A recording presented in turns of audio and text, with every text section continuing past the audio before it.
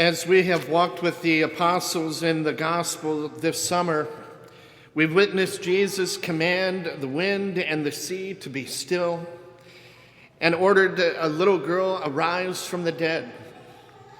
But Jesus seems to have met his match in his own hometown today.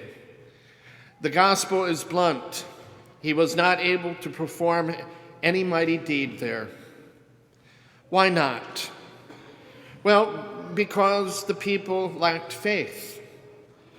They acknowledged Jesus' words, the power of his works, but they refused to recognize him as a prophet come among them, a messenger sent by God.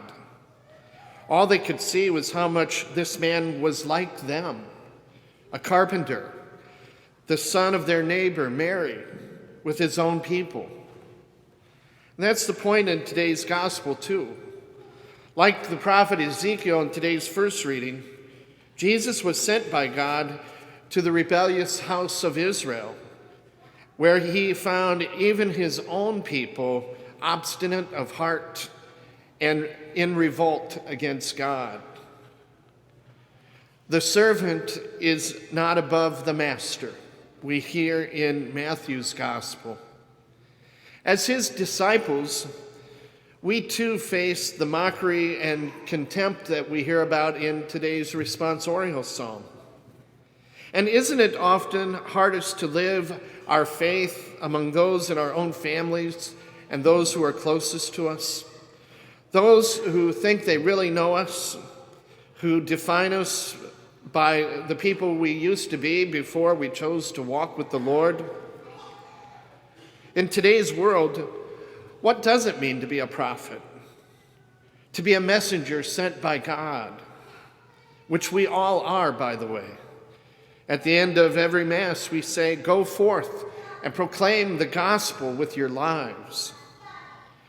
To be prophetic means to call people back into right relationship with God and right relationship with the church, the body of Christ.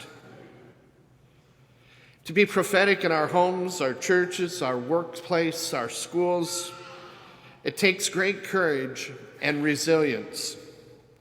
Often our prophetic deeds will not be met with open hearts or much faith.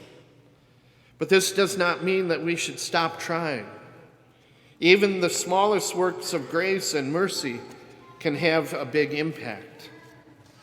And in fact, as St. Paul confides in today's second reading, insults and hardships are God's way of teaching us to rely solely on his grace. So being prophetic is a moment of faith for us as well. Jesus will work no mighty deeds in our lives unless we abandon ourselves to him in faith. Blessed then are those who take no offense in him. Instead, we must look upon him with eyes of a servant, knowing that the Son of Mary is also enthroned in the heavens above. And it's from there that his power and his might is ultimately seen and experienced. And so in the end, God's mercy will triumph over hatred.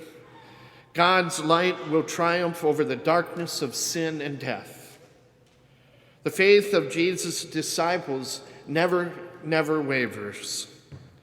So our simple prayer is this: may your spirit of wisdom and truth rest upon us always as we carry your word to our world, so that we may be prophets of your great love.